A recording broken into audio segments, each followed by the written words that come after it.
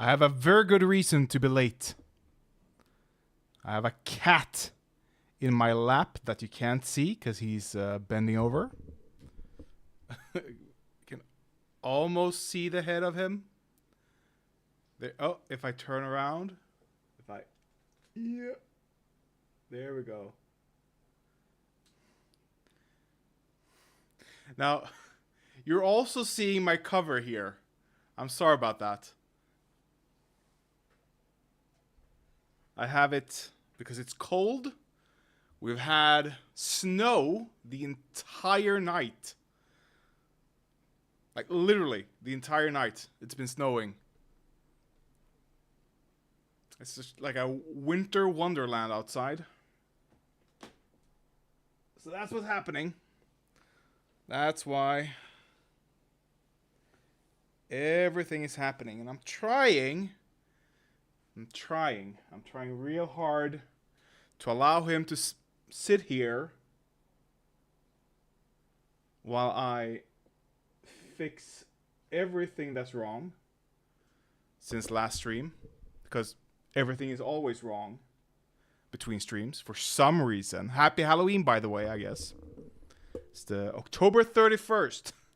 I've talked about this before, but I have a calendar to the left of me that's this, like, it hangs there. I can see it every single day. We changed we changed from what is it, September? Yeah, September to October 2 days ago. And we went, let's just change it to November because we're going to forget. We're going to forget. And it's a shame because it's a great calendar. It has some amazing art, like skeleton art for every month. But yeah, we're stupid. We are stupid. And now I have a cat in my lap, so I'm kind of incapacitated with my computer. I'm really happy about my last stream and the video that I made for on Second Thought. I'm really happy about that, actually. And it seems like, shut up, it seems like the people, my people, your people, every people, seems to enjoy it as well. So that's nice. It is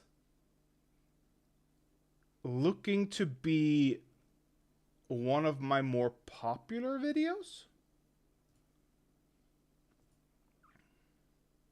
Like, it outperforms almost every video I've had. So I'm happy with that. I didn't foresee that. And I'm also happy that I actually reacted to it before anyone else. Oh, is he moving? Yeah, he's gone. He's going. He's going. Are you sure? There's more scratches to be had. Look at this tail. So majestic. Oh, watch it. Well, there we go. And now I have cat hair everywhere. Thanks for that, Sten. He's also called Boo Boo. Or Budvardo.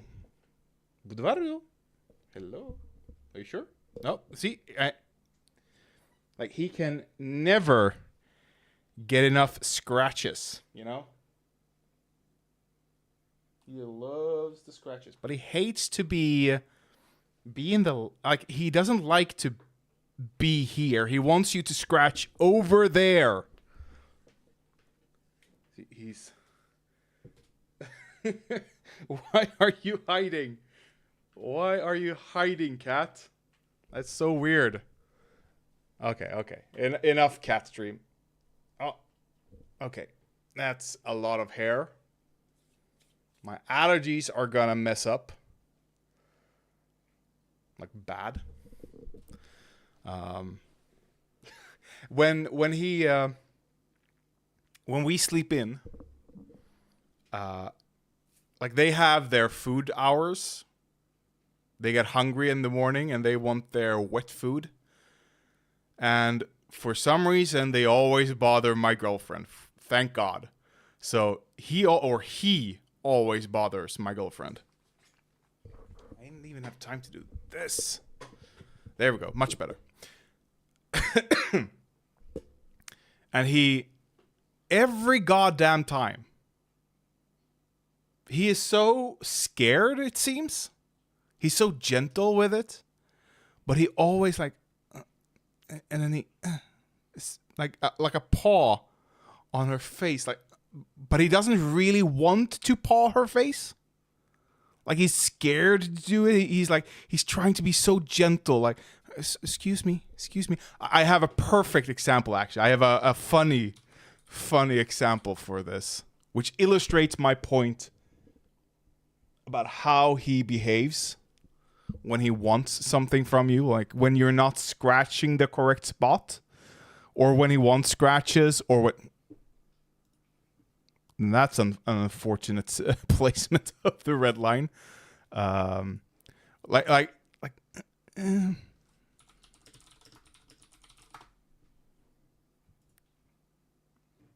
Here. This is it. I think that's fine. So if a guy pays for my tab, I think I'm getting your attention.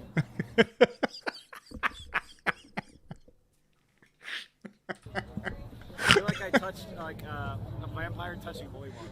can I help you? Like, that's I think they want to go in. Okay. like that's how he behaves. That's how he behaves That's fine. perfectly. I think that's fine.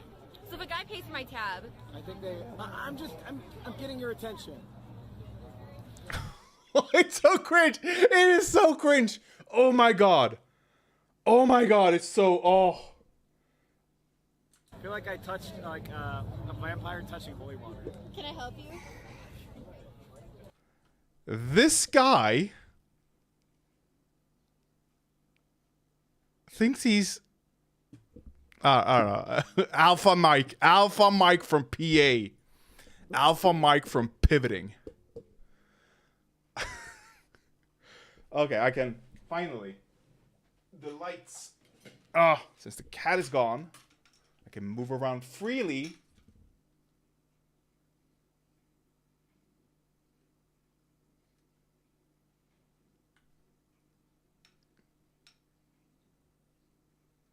What? Is it wrong? There we go. There we go. Much better. And if I move forward, am I a bit too zoomed in? I think so. Maybe there. That's good. That's fine. That's fine. Do I want to mess with it? I'm gonna mess with it. I'm sorry. I'm sorry. If you're watching the VOD afterwards, you can just skip a bit. Okay? Is that fine? Just allow me to indulge myself. It's a bit too noisy, perhaps. It's only the dark that's noisy. Is that really a problem for me? I don't think so.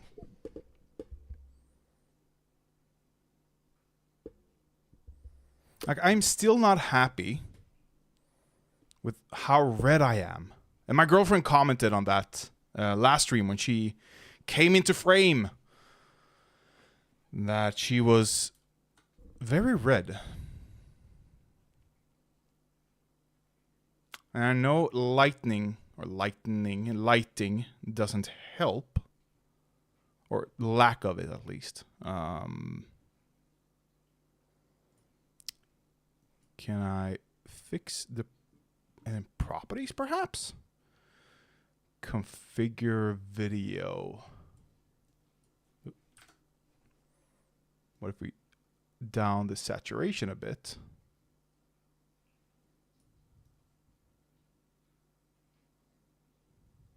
To 140, can we do that? Nope. 139 it is. Maybe lower wait, default. And then we lower the contrast. No, we need to up the contrast? This is not contrast, is it? This is not more contrast. This is less contrast. Look. It's just dark, bright, dark, bright. Like spooky dark. Very strange dark. I'll admit that much. But this is not contrast as I know it.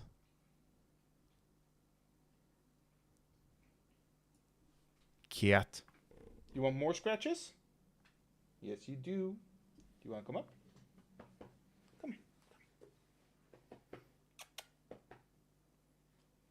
Okay, what if I wave this? Do you want scratches? Nope. Come here. Oh, come here. Ooh. That's a nail in my side. Like, he doesn't always jump up, but he wants to. He always wants to, but he doesn't always do it. And it really... Okay, so you didn't want to jump up, but you... Are you just gonna walk around my desk? Is that what we're doing here? Showing the ass to the whole world? Is that what we're doing? Do you want scratches from here? Like I said, he wants to be far, far away for his scratches, you know? And down we go. Strange cat.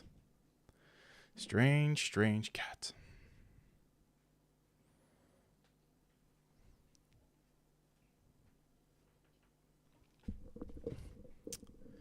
Am I okay with this, perhaps? Yeah, it's better at least. I think. And then, if I change this, it's gonna make me a bit red, but it's gonna give me a golden hue that is nice, and I can put it a bit like that to give me some contrast. Yeah. Until I can have my, like, until we can afford to move to a bigger place and I can get an office where I can have my studio lights permanent and I don't have to have these tiny lights illuminate me. I can actually make my picture perfect the way I want it to. Okay, I have all the lights I need. I do. I just need the space for them, and I don't have it.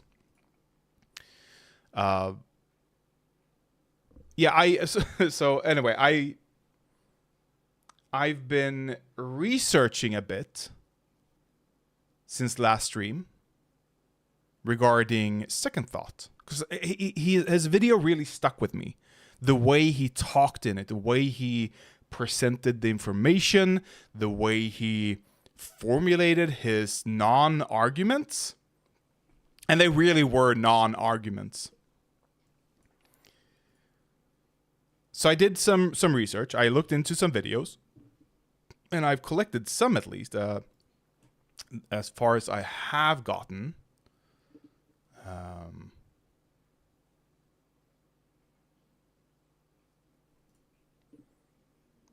What?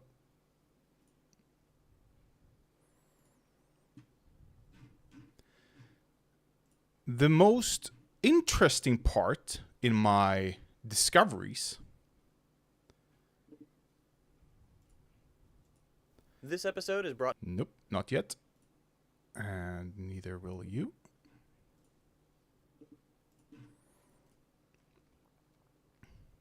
This episode is brought... So first of all, I discovered this. He has a video here and about North Korea. And he compares it towards South Korea. And like all that separates them is a border and authoritarianism. I'm like, this was 4 years ago? You went from acknowledging a liberal democracy being better than a fascist regime that oppresses its citizens. Oh. Are you back for more? You want to come up? I'm not going to scratch you down there. You're going to have to come up. Come on. Seriously, he's just sitting there. Look. He's just sitting there staring at me. Come here. See? Did you see the paw? Did you see it? Come on. Here. I can see the paw being raised. You can't see it from there. But he really wants the scratches, but he wants them down there. Do you see? Like he leans into it. He loves it. And then I'm like, okay, so come up here and I'll give you all the scratches you want. Do you think he's going to accept it? Or do you think he's going to jump down? Oh, you're stuck in my shirt, cat. Stop it. You're going to have to let me help you there. He hates when his paws are touched. See? And he just walks away. Up on the desk. Once more. Are you going to come back here? You can sit there if you want. That's fine. I can scratch you from there. I can remove that. You want to sit there? Okay. You can sit there. That's fine. Let's see if I can get back to this. Maybe? Yeah, you like those scratches. He likes the scratches. His sister, the orange cat, the red cat, she is more affectionate, but it has to be on her terms even more. Like you can never pick her up. She's just gonna run away if you do that. Why am I not in chat mode? But if she jumps up onto you, she will lay down and she will never move. My girlfriend is mad at her because she always sits in her lap. And whenever my girlfriend moves, she never follows. Oh, are you going to jump down? Would you want more scratches? You want more scratches. She never moves with her. She just lies there, takes up all the space. And if you okay, I'm just going to move you here, she runs away. Immediately. But she allows you to scratch her however much you want if she lies in your lap. Unlike this guy. Because he will take you for 5 minutes and then he'll run away. And then he'll come back. Sometimes not for hours. Sometimes 10 seconds later. But you have to be over here to scratch him. He can never be here, you know. He can never be where you're comfortable. You have to suffer. That's the deal with him.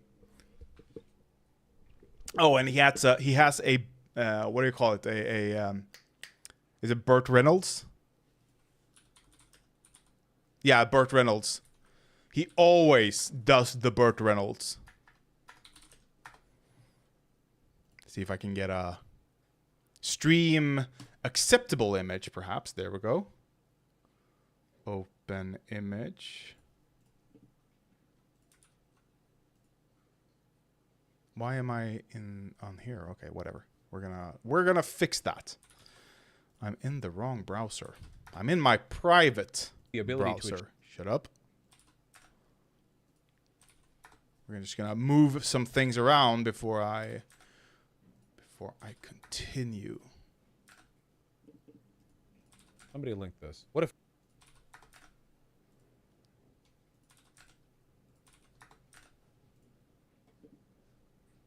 And I can close that. Yes. And yes, I'll close that as well. I can always open them later. I am smart that way.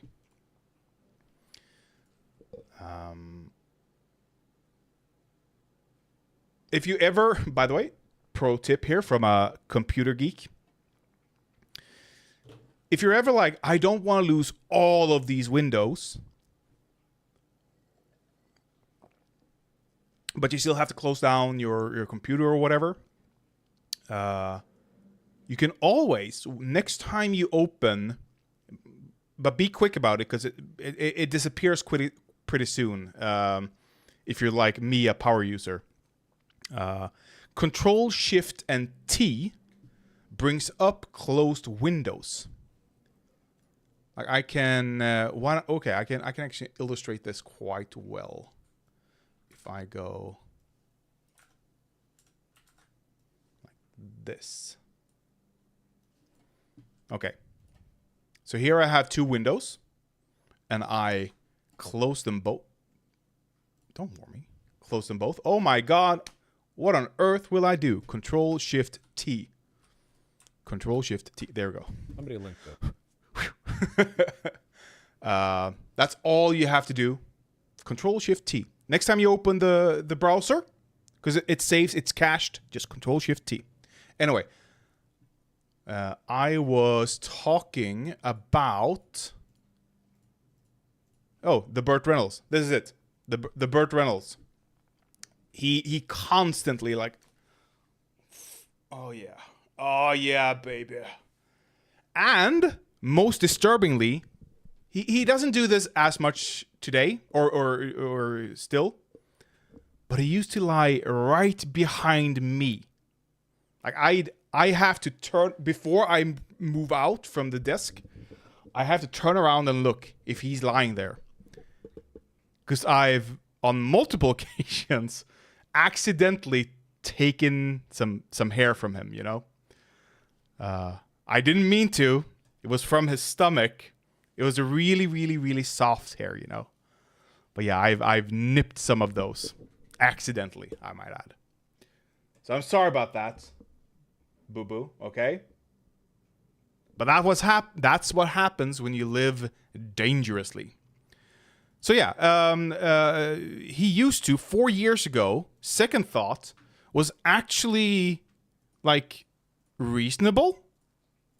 He understood that North Korea, as horrible as the West is, as dystopic as South Korea is, at least it's not North Korea, you know.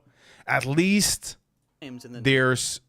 you're able to critique the nation.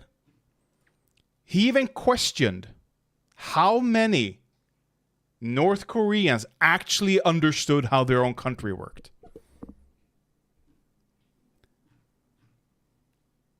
But then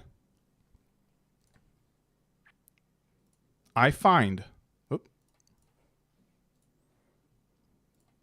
this response to second thoughts. And I'm like, oh, interesting. And I go, wait, why did he delete that? What is this? Because I also assumed this was the first time I've ever watched a second thought video, but I was wrong. I've seen this. I've seen this exact video. And it came out 9 months ago. So 3 months after the second thought video. I've seen it here. Now, why was it deleted? I can only assume it has to do with this. That's the only way I can make this rationalize it, you know? How many does he show? How many views it had? 71,000. Let's see. What was Hakim's channel name? Ya boy Hakim. That's right. If we go to Social Blade, when did it get deleted?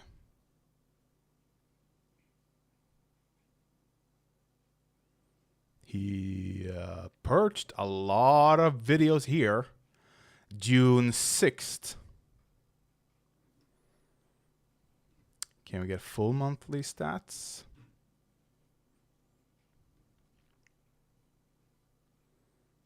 We can't get further back.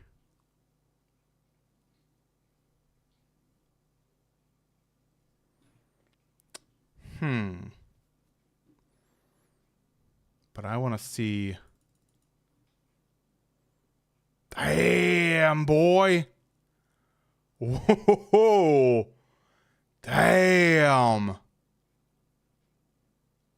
Like, that is a drop of videos. Because that video does not...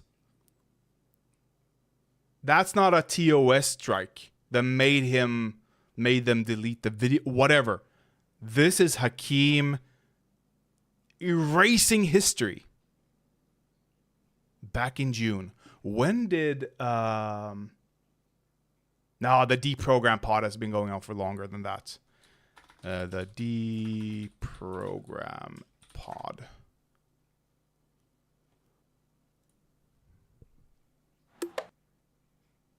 Oldest.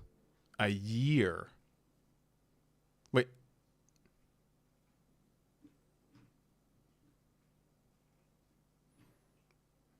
I'm guessing this is when they start uploading to YouTube.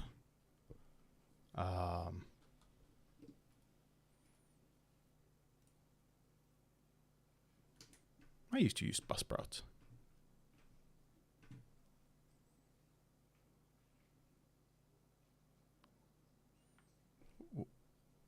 Oh, okay. That's just weird. Why not just wait one day or whatever, you know? Okay. But 2021. Yeah, so that's actually 2 years by now. In 2 weeks, it's been 2 years since they uploaded it. But yeah, it seems something happened in June that made him just delete the videos. It's strange. It's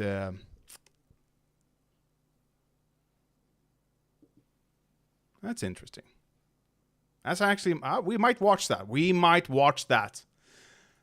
But there is one reason why I want to bring this up, by the way. It's a very important reason. And it's in the beginning of the video, of the Hakeem video. And I have to take it from Vosh, from Vosh's channel here. I don't want to be an orbiter. I actually actively try to avoid talking about Vosh. I do follow him. I am a fanboy. I can't deny that. I've even leveraged his channel to get some eyeballs on me. So, or his streams. But I don't want to be an orbiter. I want to stress that. But I do have respect for him. I do have an affinity for him. An affinity? Is that an affinity? Sometimes... Yeah, a natural. Yeah, I have an ideological kinship, it feels. He opened my eyes to some libertarian socialism, to workplace democracies. I've said this before. Never mind. I don't want to be an orbiter. I have to. So, assuming everyone... Nope. Somebody linked this. What if North Korea was a democracy? Response to second thought and face reveal. Face reveal from Hakeem? That's crazy. What if North Korea was a democracy? Let me vibe check the video. Hello. Yes. Hi. Voice This is not what I want. Right, all jokes aside, very sick Hakeem here with Yeah, the thing that I like about Hakeem is that, okay, tankies Big are, Elon Bosch. Oop. but Hakeem as an You know what? individual is not, what's the term? Unretarded. There we go. So there's an interesting dialectical synthesis Now I'm Vosh. between some of the positions that he holds, but also his large, wet brain. And I like that, you know? I respect that. Can I? No, another video. Everyone has had a political journey towards becoming a socialist. Likewise with our beautiful baby boy JT from Second Thought. Years I don't like socialism with a picture of Stalin there. ago, he put out this video, titled What if North Korea Became Democratic? I thought we'd go through it kind of as a case study of all the all-permeating liberalism people are force-fed and forcibly taught throughout their entire lives, and how that results in this form of political analysis. Of course, JT is an absolute Sigma Chad now, and he's kept this video up on his channel to show how all of this stuff can be unlearned and how people can go in a correct political direction. I do apologize for the stuffiness of my voice. Usually additional side note, there will be a nuanced presentation of the conditions of the DPRK. Okay, that's all I needed. That's all I wanted. He kept it up to show how it can be unlearned. That's not why he keeps it there. That is so not why he keep. That might be the reason he gives you. That might be the reason he has convinced himself of even. Am I still crooked? Yeah. I need a compass, a water leveler on top of my camera. I realized. That's not the reason he keeps it there. Because if he did, Hi there. Second thought. If that's actually the reason. No, wrong. North Korea I wanted, not North Korea. If that's actually the reason, A, he'd make a debunk himself. But he doesn't want to do that. He absolutely doesn't want to do that. Why? Because he wants to dupe you. That's why. He's not an honest actor. He wants you to be able to, oh, what's second thought's opinion on North Korea? And he's like, oh, he seems reasonable. You know, that's the reason why. I haven't watched this, so I don't know, but I'm going to guess he's saying it's not that big. And I agree, it's not that big. And? That like, it's not a debunk of anything. How can we denuclearize the world? Anyway, so I find it very interesting how he lies. I feel like I need to look into close that. I feel like I need to look into not groupthink, cults more.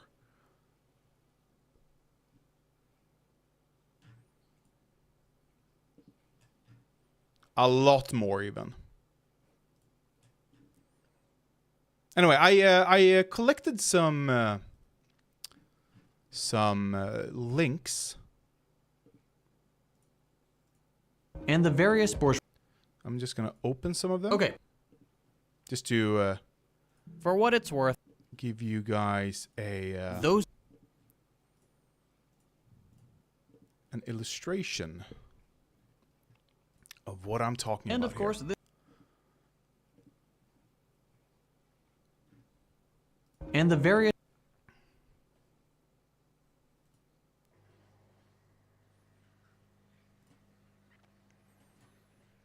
Okay. Here we go. This, just a minute. Him talking about, what was it? Immediately, my memory. Were the Nazis socialists? But that's not... And the various. Okay. Was Nazi Germany socialist, okay? Various bourgeois governments that ruled Germany under the Weimar Republic prompted more and more Germans to look for an alternative to capitalism. Specifically, they turned to socialism. Between 1928 and 1932, for example, the Communist Party more than doubled its membership. People were turning to the left en masse and at an unprecedented pace. The Communist Party was still a parliamentary minority, to be sure, but industrialists feared that these trends would continue and that socialism would come to end their monopoly over the means of production. What's more, German workers had recently won the right to unionize and secured the 8-hour workday and unemployment insurance. No one knew how far these trends would go, and capitalists couldn't afford to find out. It is in this context that the Nazis and industrialists found common ground, with the industrialists hoping the more authoritarian character of the fascist platform would be used to quell labor. And I'm sorry. I'm sorry. Can we? It is in this context that the Nazis and industrialists found common ground, with the industrialists hoping the more authoritarian character of the fascist platform would. Authoritarian? Hold on. Okay, that's Are we just gonna say that? the liberal part taken care of. Now it's time to have a little chat with my friends on the Western left. The right does a very good job at presenting a unified front. The capitalist class and the forces of reality. I can still not. I'm still distracted by the out of focus face, but the in focus body. Is he sitting like this to make his like what's going on? Are you making your neck smaller? How big is your neck actually if you need to do that, okay? Reaction are incredibly powerful in the imperial core. The left is already on the back foot, and we have been for many, many years. This is why it's frankly absurd how much infighting goes on among the left. Social Democrats sniping at tankies for being authoritarian doesn't do the movement any good. Funnily enough, the label authoritarian is only ever applied to successful socialist projects.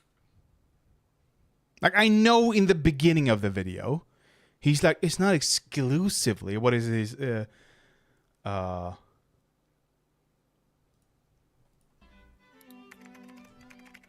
To demonize their opponents. Big surprise. Yeah, that's all well and people believe to be the greatest evil in history as their whatever. Somewhere in the beginning, he says, like, it's not exclusively applied to communist state, but bruh.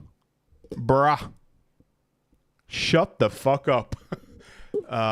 You can't make, and by the way, this came out a year ago.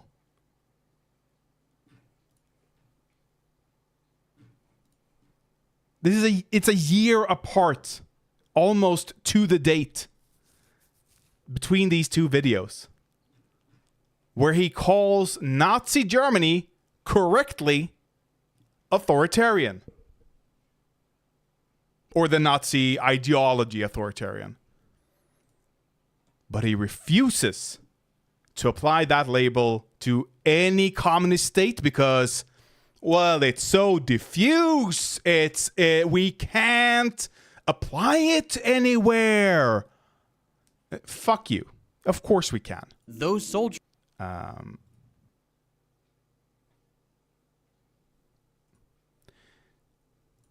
And here we have a video. What happens to rich people under socialism? Remember what he said in the authoritarian video. Why is my camera doing like acting up today? And when I mean the camera, I mean me for not correctly not installing it, but applying the whatever. 3 weeks ago, or not 3 weeks ago, in the previous video, he talked about doing the whatever. I'm gonna bring it up. I need to bring it up actually.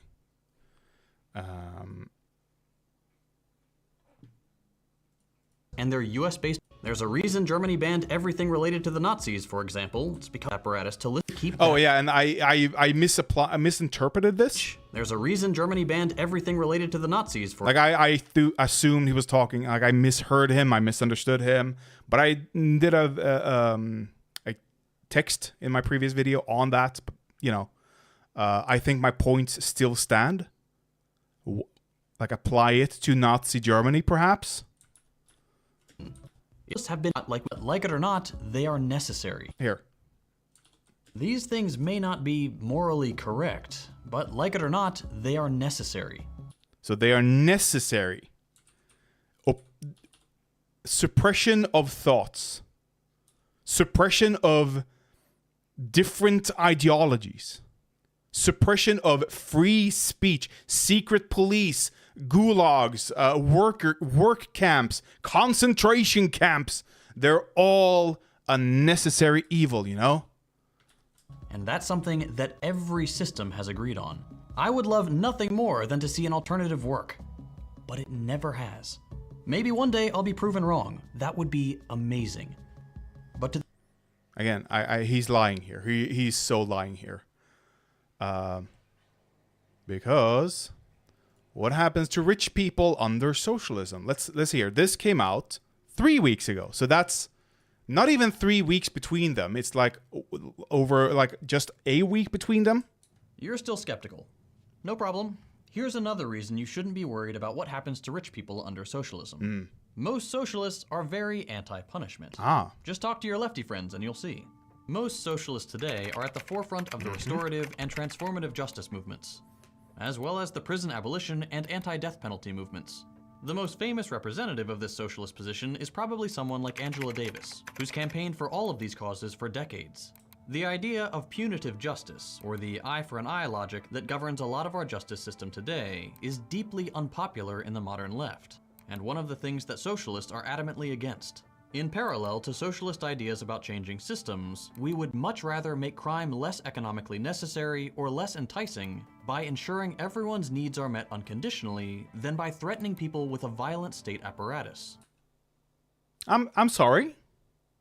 I'm I must have misheard you. I'm sure I just misheard you here. That's the liberal part. No, I want to share it.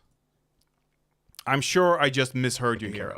Now it's time to have a little chat with my friends on the Western class, and the forces of reaction are incredibly powerful in the Imperial Core. The left is already on the back foot, and we have been for many, many years. This is why it's frankly absurd how much infighting goes on among the left. Social Democrats sniping at tankies for being authoritarian doesn't do the movement any good. Funnily it's not the same movement though, is it? enough, the label authoritarian is only ever applied to successful socialist projects. The ones that failed were somehow more pure. But the moment a new system takes steps to ensure the security of their people and their new project, We need to protect the future of our people. What is it? No, not that. We need to protect the future of our people. The 14 word. Yeah, well, of course.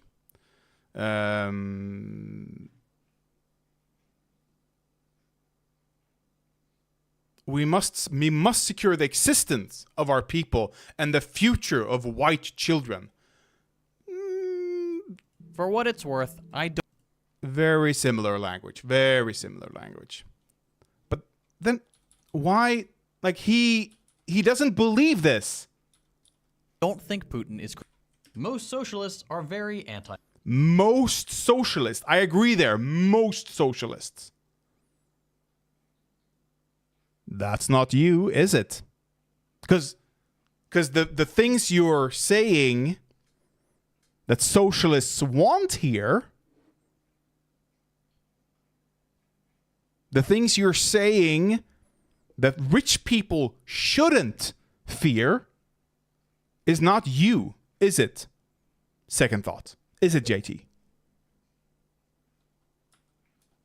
You're not this. Or the socialist idea. This is not you. That's you. Enticing by ensuring everyone's needs are met unconditionally than by threatening people with a violent state apparatus. Like China, like North Korea, Russia, Iran, you name it. We would much rather strip people of their power over others and institute a more developed democracy that extends to the workplace. I love this as well. I love this as well. A few to gain power through exploitation and punish them when they, predictably, use that power to those ends. Or institute a more developed democracy that extends to the workplace, then allow... we need to extend democracy to the workplace. I agree. How do we do that? How do we extend it to a workplace? Do we have power over there in government? Well, maybe in some instances, in some cases, in some transitional power, perhaps, sure. But without representative elections,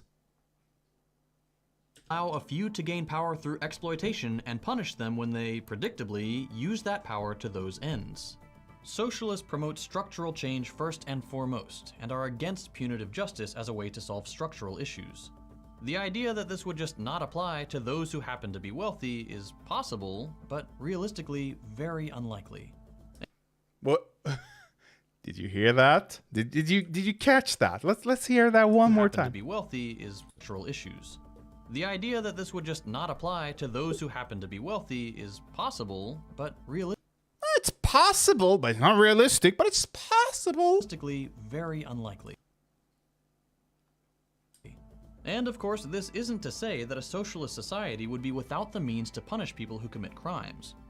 Historically, after every revolution, there have been elements, often funded by one of the capitalist powers, that tried to undermine the socialist project through acts of terror. This wouldn't be acceptable in a socialist society any more than it is in a capitalist one. Those people would still face the consequences of their actions, whatever those consequences are determined to be. But on the whole, the goal... Whatever those consequences happen to be. Whatever they happen to be. And another thing. Society any more than project through acts of terror by one of the capitalist powers that tried to undermine the socialist project through acts of terror. What do you think JT classifies as acts of terror here? Now, call me crazy, but if he's okay with a secret police, if he's okay with indoctrination of kids into the secret police, I'm assuming acts of terror from capitalism here is thought police. Hey, Scream Dream. Operation Mongoose? I'm not familiar with that. I need to be better at history and theory, actually. That's partially why I'm doing the streams. Operation Mongoose? Against Cuba that aimed to remove... Oh, okay. Yeah. This is American shit, of course. America's done a lot of stuff. Stuff like that is part of the reason why socialism has failed at every turn, in my opinion, and why authoritarian states have succeeded. Authoritarian states, the one thing that we can agree upon when it comes to authoritarian states, when it comes to totalitarian states, is that they're very, very good at surviving. They are very good at keeping the people in line for a collective goal of propping up the state. Now, I don't think that's a good goal. I think that's a bad goal, because that's just a dictatorship. But Second Thought has other opinions. This wouldn't be acceptable in a socialist society any more than it is in a capitalist one. Those people would still face the consequences of their actions, whatever those consequences are determined to be. But on the whole, the goal of socialist justice is to be more restorative than punitive, as we saw with the example of the Chinese emperor. I get that all this conflicts with the popular ideas most people have. Okay, yeah, whatever. Again, he is hiding his power levels here. With modern technology at their disposal, they've gotten real good at surviving. Yes, they have. Automation has helped them very much. Surveillance of the people have helped them tremendously. Mao, Stalin, Lenin, they could only dream about the powers that comes from the modern technological advances.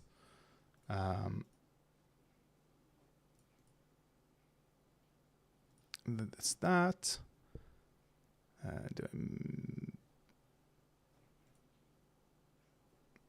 Right. Okay. So again, in the previous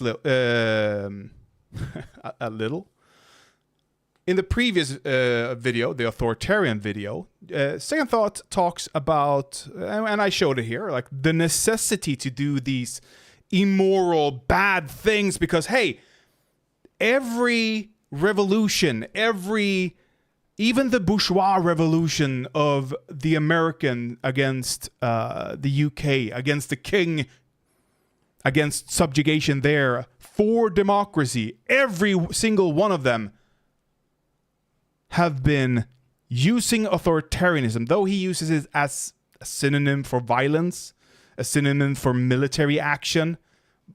But that aside, he recognizes in that video that, hey, sometimes you have to protect yourself. You have to protect the gains you have gotten against someone willing to take it away. Right? And I agree. You have to protect the gains you've gotten. So, the Russia-Ukraine conflict. What is Putin thinking 1 year ago here? Let's see what he thinks about conflict here. crazy. But I do think he's been in power a long time and has grown accustomed to doing whatever he wants, regardless of what his advisors have to say. Finally, as a last addendum, don't try to use bits and pieces of this analysis to justify any sort of imperialism, whether that's whatever Putin's Russia is doing or sending Western intervention into Ukraine. He shows military personnel here, soldiers. But we're not doing that. We're sending arms. We're sending equipment. We're sending weapon systems. We're helping them. We're sanctioning. That's what everyone is that we're not setting foot inside Ukraine with soldiers. We're not attacking directly Russia, but we are prepared to if they continue beyond Ukraine. But we're sending them weapons. There is no justification for the violence we've seen and for calls to escalate. This entire video, by the way, he goes, "Oh no! Russia should never have invaded." Where can I find that? Does it say it here? Is it really in the beginning? No, it's not. Is it? Is it here, perhaps?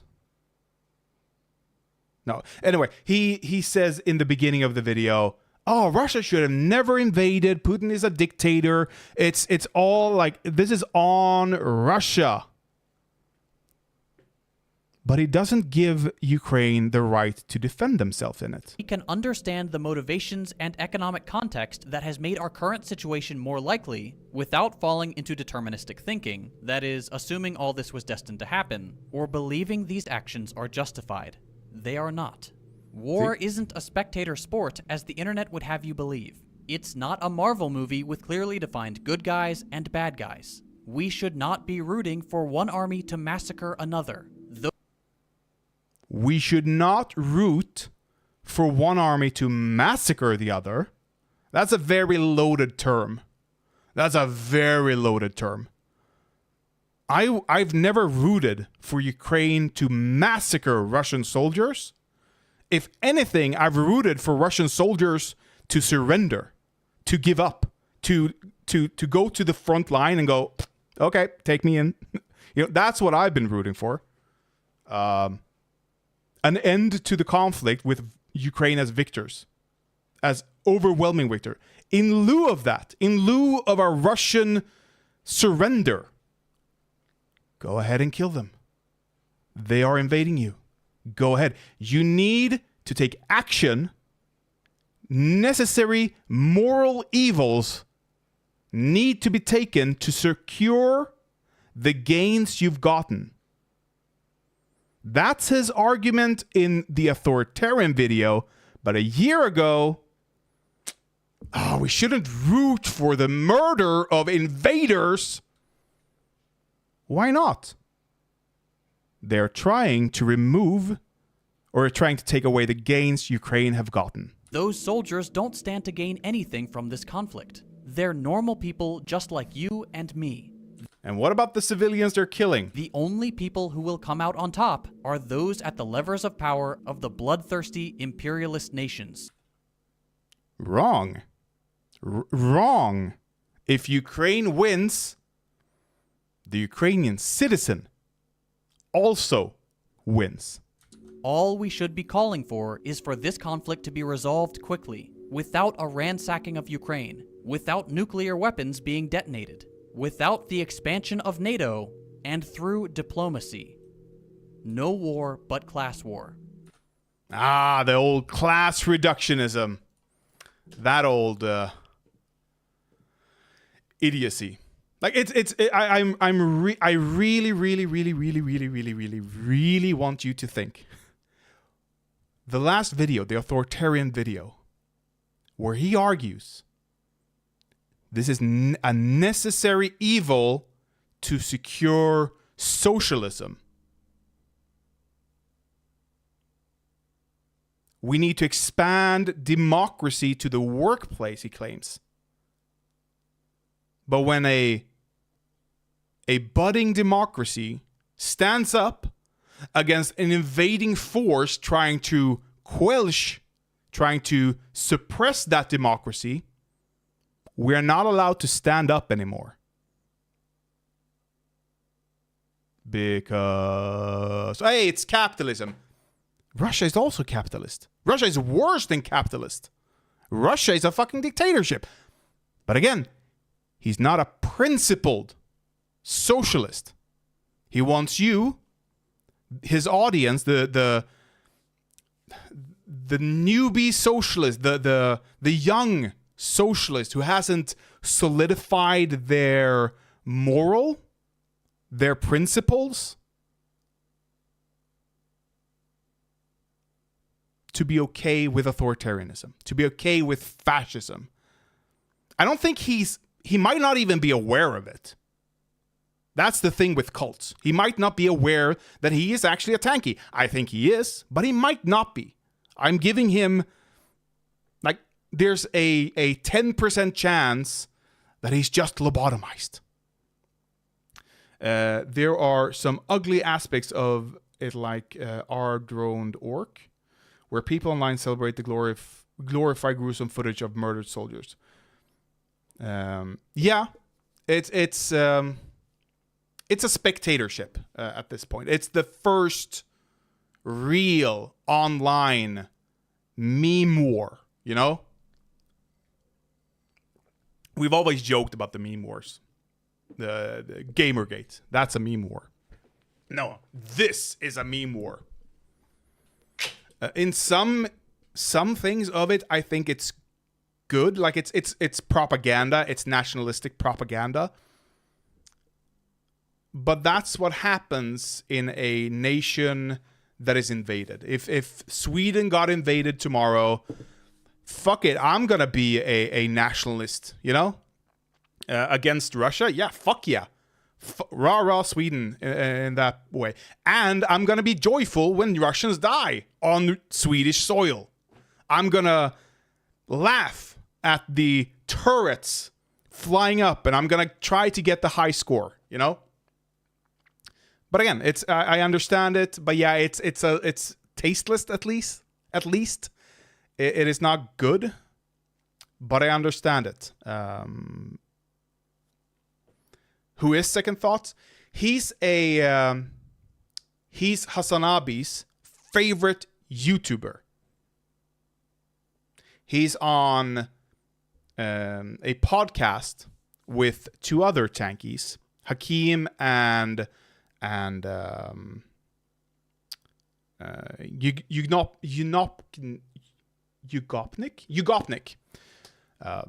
Who I think Hakeem, I think, is Iraqi. He's an Iraqi doctor and a tanky. And I think Ugopnik is a Serbian tanky. The alternative is to face it with sober eyes that a human being is being scorched alive, possibly cut in half even, by the explosion, and have sympathy for the invader. Look at what happened in Russia. Look. The new Russian program.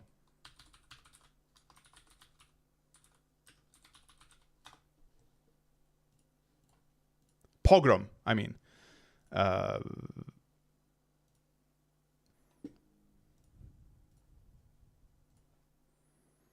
Anti-Jewish riots in Russian Dagestan region shows the risk of Putin's balance act on Hamas.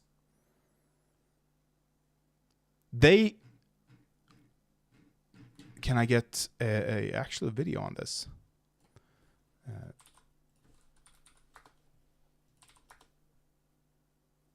Oh, here. These people have not been able. Why are you taking forever?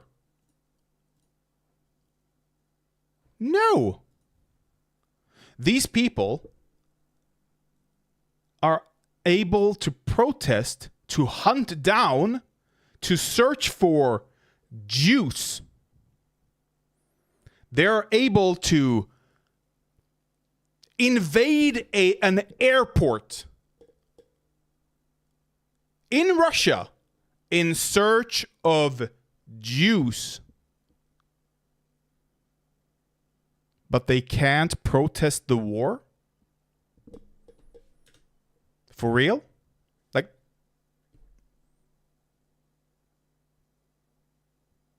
I'm sorry.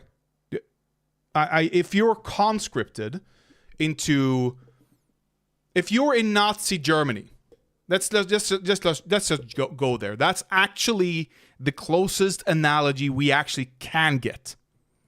The argument is this: if you are in Nazi Germany, and they tell you to kill, to gas, to force Jews into labor, would you do it? That's the argument here.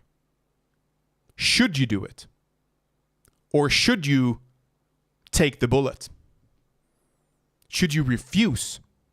Should you perhaps protest the government? Should you desert? Maybe join a counter force inside of Germany. Now that's my opinion. That's what I hopefully think that I would have done, at least. Now I understand it's not that easy. It's like, oh, you're just gonna refuse. You're just gonna take. No. I understand it's not that easy. But that's what Ukraine is doing. They are willing to take the bullet to refuse Russian oppression. They are standing up against oppression. Russians are not. No, some of them are. I understand. I know that. There's even a breakaway nation, or not a nation, a breakaway state inside of Russia. That is, or they're at least trying to break away. They've claimed independence, but they're not recognized by anyone except for Ukraine, I think, which is understandable. But yeah, I'm sorry. It's either they die, we die, civilians die.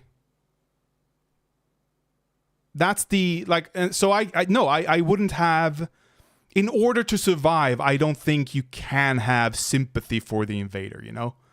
Most people would obey over taking the bullet. No, I understand that. People don't want to die, of course. But then they're going to the war into the meat grinder, where they will die. They have far greater control over Russians than Ukrainian soldiers. Yeah. I know that. But that's kind of like, Russian soldiers are freely willing. Like, if Ukraine had wanted to, they could have just not stood up against Russia if they had wanted to. They could have just taken the subjugation, accepted their dictator. Right? That's an option. The Russian people have chosen that option. And it's complicated, I understand, but it's the shock doctrine fucked them over. They have very little resources, etc., etc., etc. But there are people inside of Russia that stand up to the regime. If you don't, I'm not gonna be sympathizing with you. If you wanna shoot me, sorry, I'm gonna shoot you, and I'm not gonna cry about it.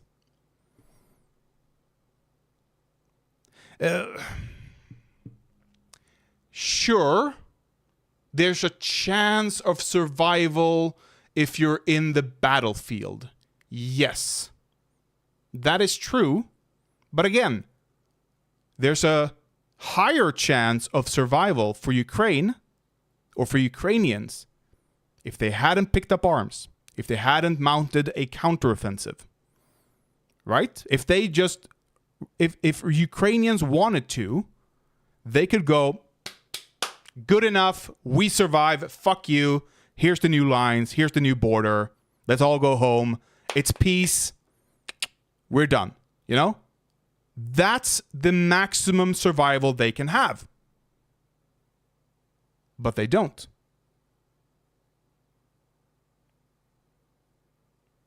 They are willing to take the higher risk of, a lower risk of survival for themselves for a greater good.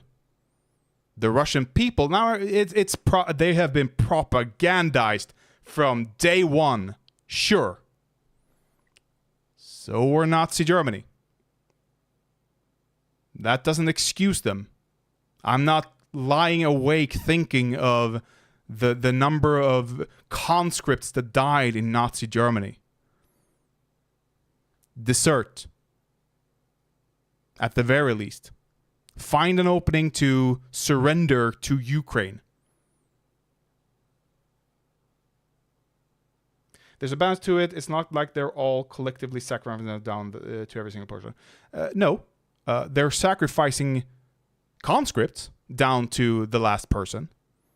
The professional military is, giving the giving the orders. They are directing the conscripts to, going to the meat grinder. I've seen the videos of them. They are trained for like 2 weeks before they're sent out. They have zero military experience previously. They are horrible in the field. They have no tactical or strategic thinking. I like in a more, like I suffer for the Russian people in general. Don't get me wrong. The Russian people are suffering. The Chinese people are suffering. The North Korean people are suffering. But if they invade, the invaders, the people walking over the line with guns, threatening to shoot me, my family, my friends, my homeland, my country. Sorry. You know what? Okay, let me be spicy here. Let's remove war entirely. Let's talk about PDF files. Let's talk about kitty diddlers. They don't choose to be kitty diddlers. It's not a choice to molest children. Or it's a choice to molest children. That's wrong. It's not a choice to be attracted to children. That's a pathology. That's a brain. The brain is twisted. But they choose to act on it. However, I don't know if you're gay, Scream Dream. How many gay people, despite knowing, hey, I might go to jail. I might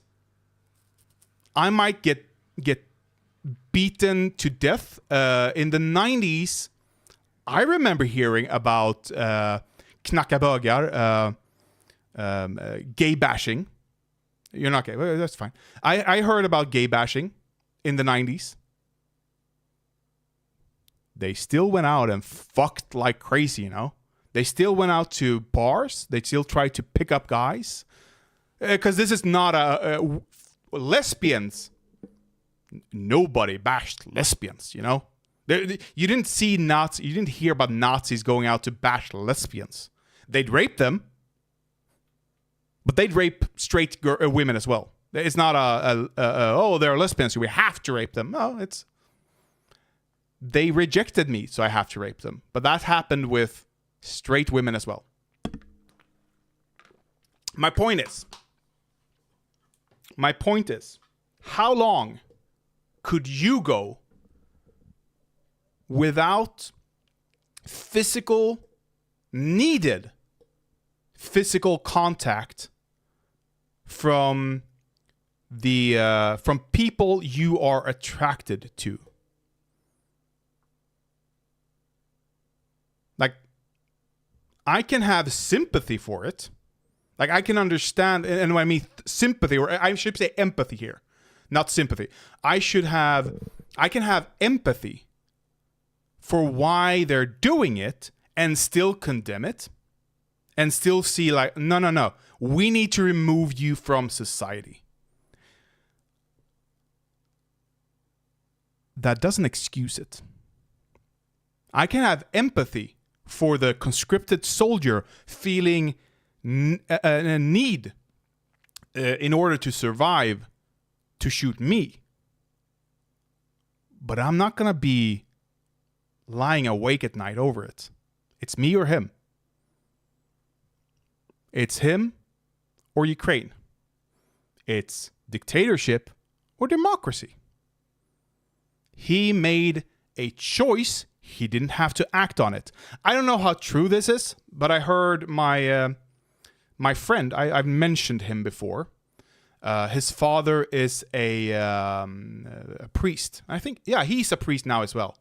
Go figure. His father emigrated from East Germany. There's a lot of KGB agents who claimed to be, priests. That was a common way for them to spy in other nations. I don't know if he's one of them. It's possible he's not, but I have suspicions since he's coming from that area.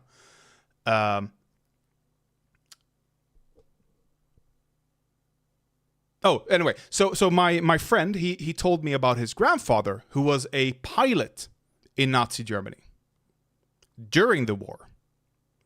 And he said, one thing that a lot of German pilots did apparently was that they never shot at Allied planes. And the Allies apparently knew this. So they never shot at any plane that didn't shoot back. I don't know how true this is, but this was the story I was told. You know what? It wouldn't surprise me at all. They couldn't get away with that today with all the surveillance we have, with all the technology we have to surveil people. But it's an option. And if I don't hear,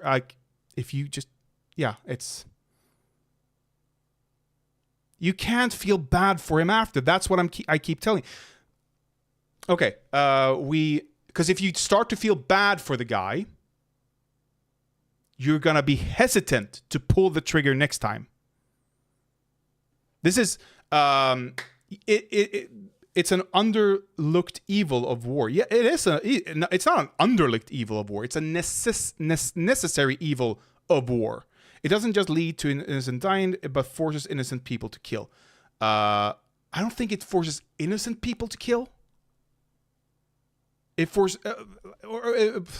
like if you call soldiers innocent people, but I don't know if I'd go calling a soldier an innocent people, even if they're conscripts. You can always be a conscience objector. I don't know how Ukraine handles that, but there's a lot of people throughout history who's made fuck ton of sacrifices. Hacksaw Ridge, I haven't seen the movie yet, but it's on my list. Is a great, like the person it's about is a real person. He refused to pick up arms. He refused to shoot. The military mocked him. The American military mocked him for this. They forced him to pick up the gun. And he said, I refuse. And he was still sent to the front line where they loved him because he made sacrifices to the people without shooting. The problem with the military mentality, with military training, and when I say training, I mean you're trained to not think of the other person as a person. Not here, not now. After the war, yes, but not right now. Because if you do, you're hesitant to shoot. The problem with this is not that the military views the other person during a war as an evil person. It doesn't care if they're suffering, doesn't care if they die. The problem with this is when it spills over to civilian life, like we're seeing in America. There's a famous video from, did John Oliver do it? Maybe John Oliver did a video on it. I know that Some More News did a video on it, where they're teaching warrior mentality to police officers. That's where the problem comes in for me. The police should never view anyone without empathy, without sympathy, without compassion. Harder to be a conscientious objector in a totalitarian. That's true. I talked about Ukraine there. I meant Ukraine. I don't think you can be a conscientious objector in Russia. But again, there's other things you can do.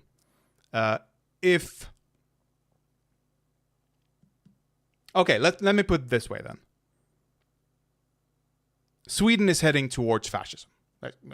I don't think we're going to get there. From all the polling that's done, the current government is tanking their numbers hard. It's going to be interesting coming up next year when we have the parliamentary elections. And the election after that, if the numbers keep going the way they are, or if they're just staying the way they are, Social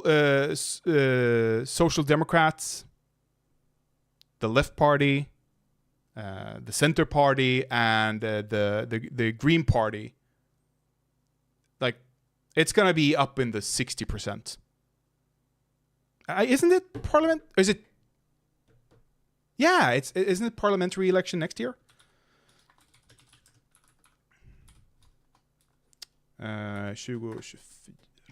Yeah. European Parliament election 2024. No, that's the next national election. I'm talking about European Parliament, not because is it called parliamentarian? Yeah, the European Parliament. So that's going to be interesting. That's going to be a sign of what's to come, of how this government have handled their governing in general. It's not going to be a perfect analogy, I don't think. It's not going to be a one-to-one of how the people feel about the government, but it's going to give an indication at least. Because it's European Parliament, so there might be different topics that are at the forefront of people's minds, like Ukraine. But yeah, it is harder to be a conscientious objector in a totalitarian, authoritarian dictatorship. However, again, if Sweden goes that route, if we become a fascist dictatorship, we have a coup. Jimmy Åkesson is installed as our dear leader for life, which I can't imagine him as a fascist leader, but we've seen goofier in Hitler. And then they say, "Oh, we're gonna fight the Germans. Oh, not the Germans. The Norwegians. We're gonna fight we're gonna invade Denmark. Like, they're in NATO, so we're not gonna do that. But still, imagine. And they put a gun in your hand. Would you attack Denmark? No, of course not. Why would you? What have they done to you? Nothing. What's the difference? The difference is Russia has created propaganda. Like if you're 18 years old in Russia today, if you're even 23 years old in Russia today, you've known nothing except for like 4 years where Putin wasn't president, but it's been Putin regime since then. And he has been great at doing propaganda towards his own people. There have been, I can show you here. It's part of some research I am doing on propaganda in general. Where is it? Didn't I say it? There are books in Russian. Comrade, I think it's called Comrade Hitler Russian book. Yeah, here we go. Like these books have been pushed out for a few years now. See if I saw something. Can I not search?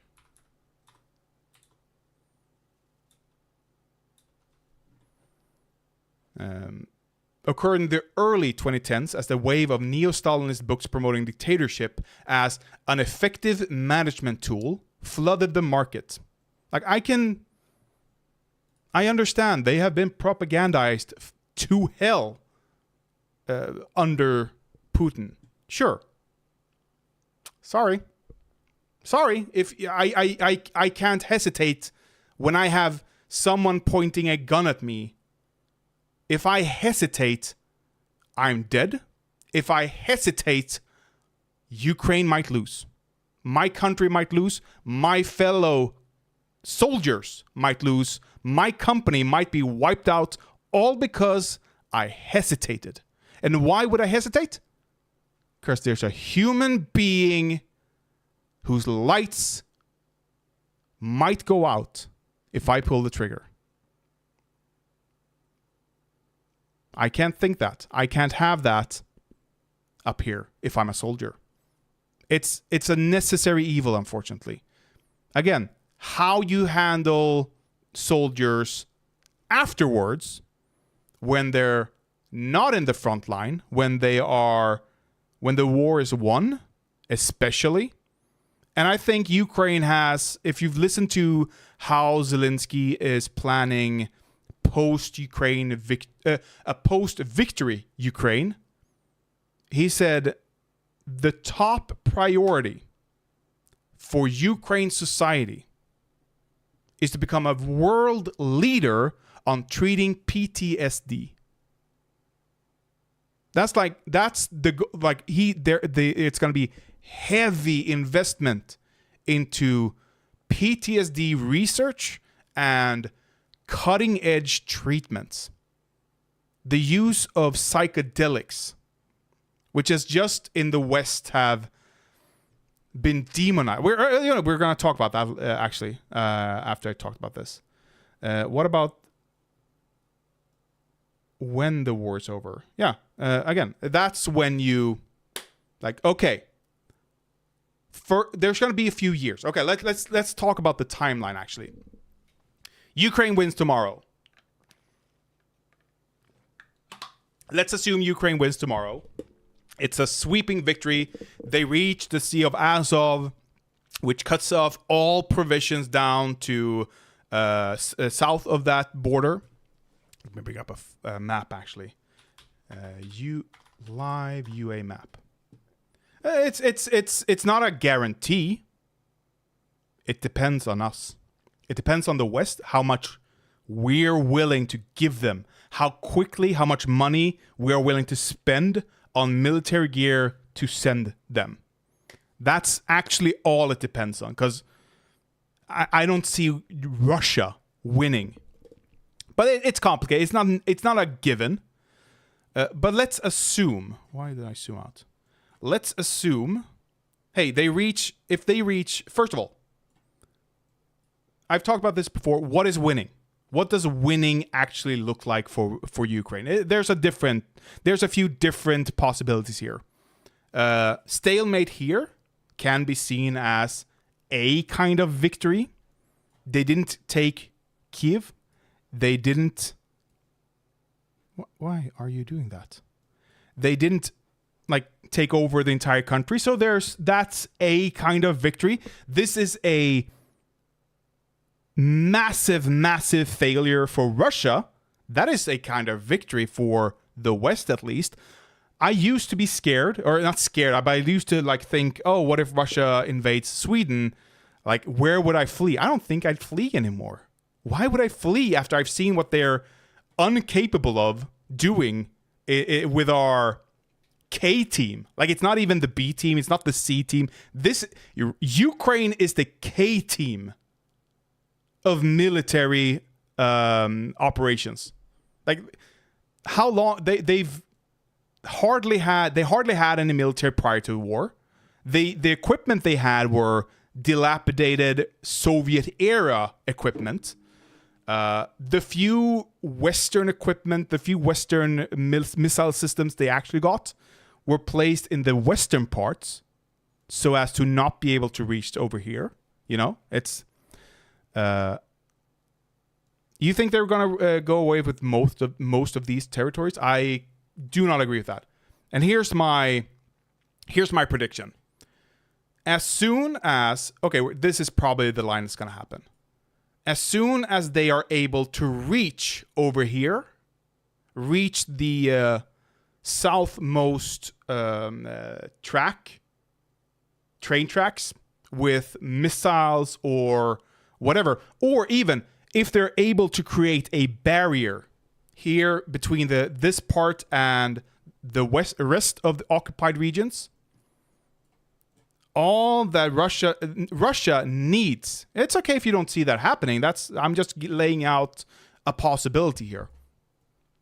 Russia has to supply all this from here. This is the only line of communications they'd have for provisions. I've said it before that if they manage to reach this before the winter is over, I'm gonna make it done before New Year's, which is highly unlikely. It's almost impossible. It's teetering on impossible at this point. But if they do manage to make that and cut off all provisions coming up from here down to Crimea and what is it, Zaporozhye? Maybe no, that's Kherson, and this Kherson. This region, Russia is gonna have to leave immediately. They can't hold Crimea or the Kherson region if they can't get provisions there. Now, they might stock up, sure, but it's going to be hard for them. It's going to be really, really hard. And Ukraine is just going to have to focus on this. So they're just going to have to take out the bridge again and again and again. And this region is eventually going to be liberated on its own. Again, might be unlikely. Whatever.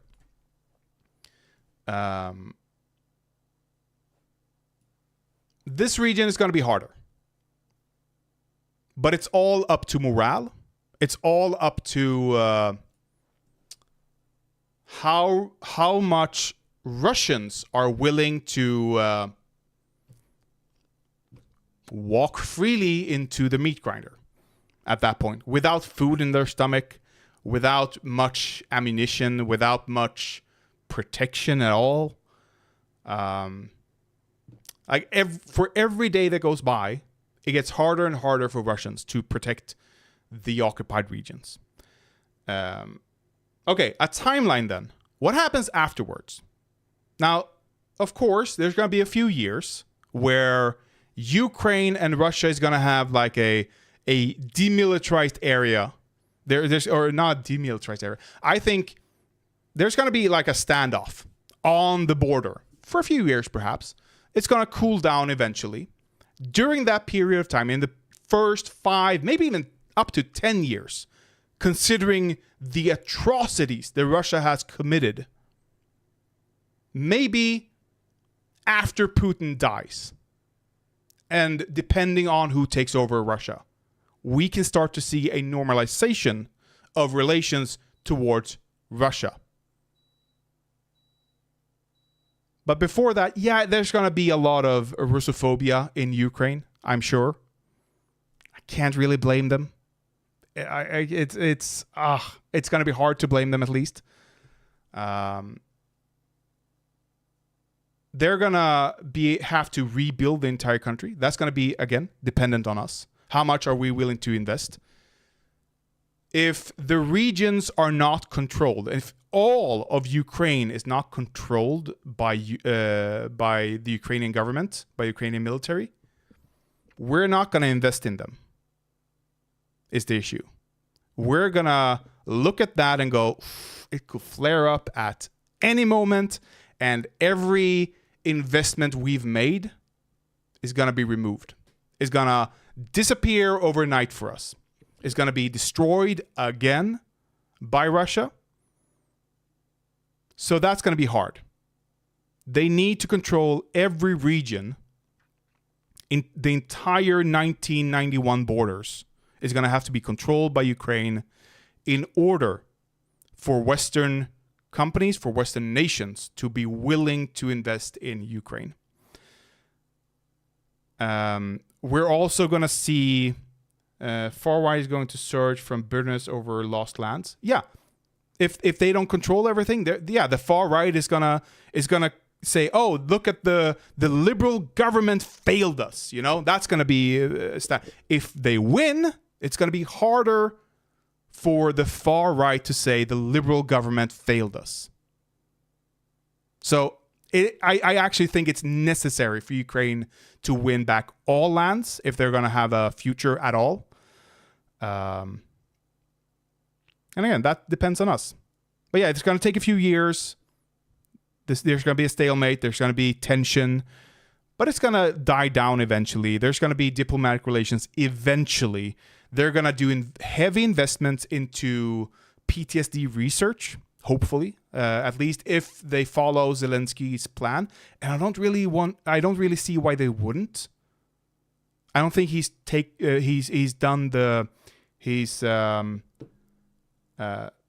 come up with a plan of a post-victory Ukraine without consultation, you know? It's not from his mind, just, oh, we should do this and this and this. No.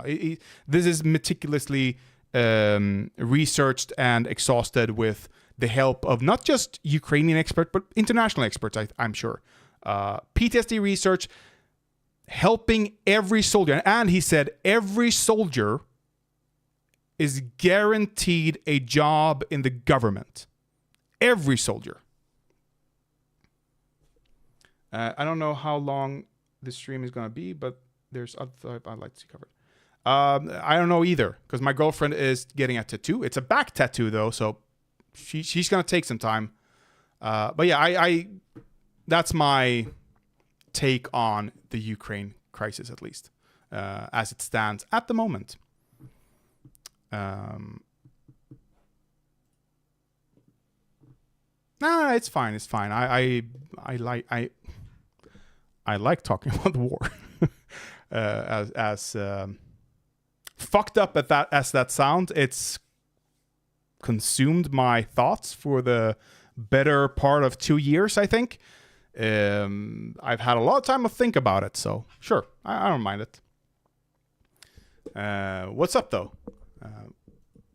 I'm not gonna guarantee that I'll look at it, perhaps, but what do you have in mind of coverage? I have been following Gaza. I don't know what to say about it, though. It is it's not a nuanced conflict. I don't want to call it a conflict because that denigrates the suffering in my previously before this flare up, as people have called it. I conflict, sure, but right now genocide. Okay, it's not a ifs, ands, or buts. Israel is doing a genocide, ethnic cleansing of Gaza. Have they? How much have they taken? Live Gaza conflict map. Live UA map again. Yeah. Here. Like it's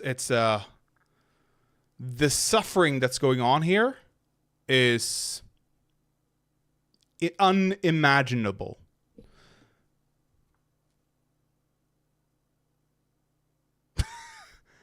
No. Oh, that's funny. That is actually funny. Okay, actually, link me that video. Link me that video. God damn it. Yeah, it's... So, what is it? October 7th, right? Or is it 6th?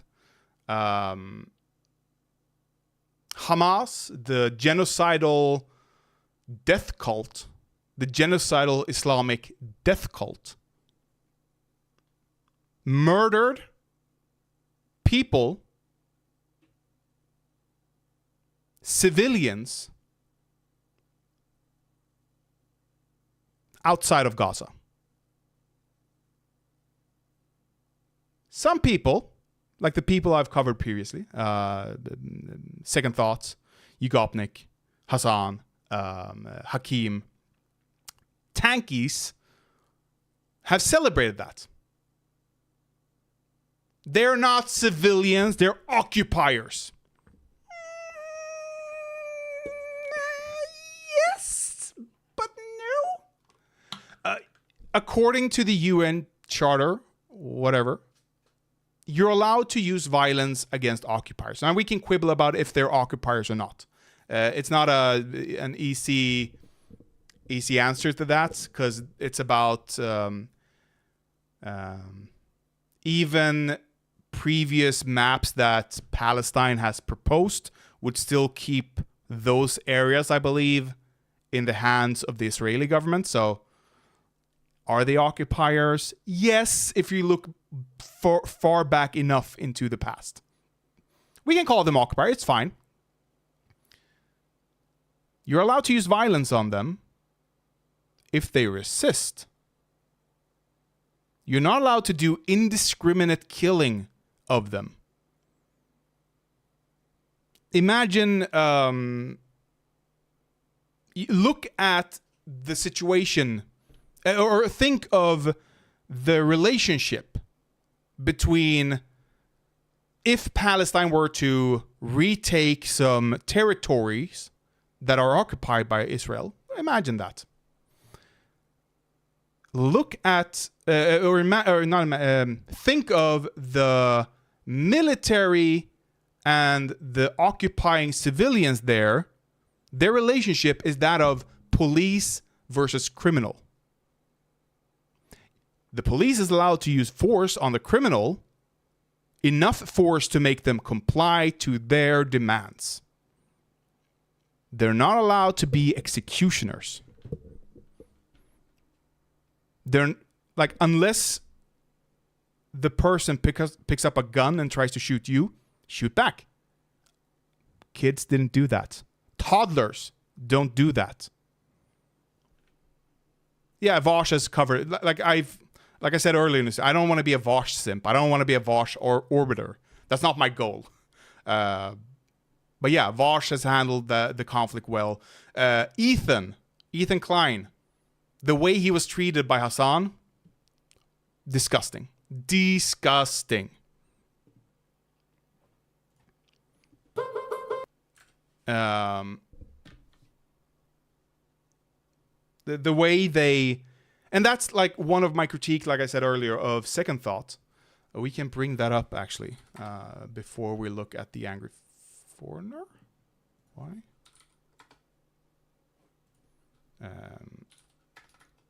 deprogram pod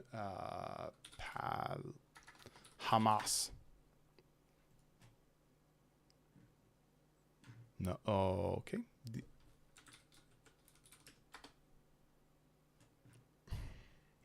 The deprogram pod Hamas.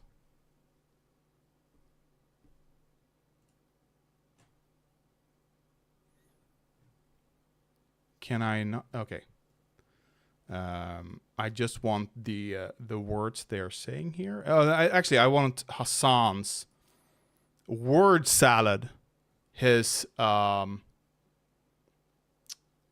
filibustering of Ethan Klein here. Listen to this. Occupied, and there are no citizens there in response to decapitating babies, which I can now say. There are two different schools of thought here. So the first is, and the take in the comments is based. Yeah, of course. The 1948ers believe that there's two different schools of thought within, I would say, anti-Zionism. Those who believe that all matter of settlements that were propped up even in the inception of the Israeli nation state are unjustifiable, and that they are settlers. So they extend beyond your perspective that you agree with, which is because West Bank is a settler. Like this hyper nuanced take on the issue where you don't condemn at all.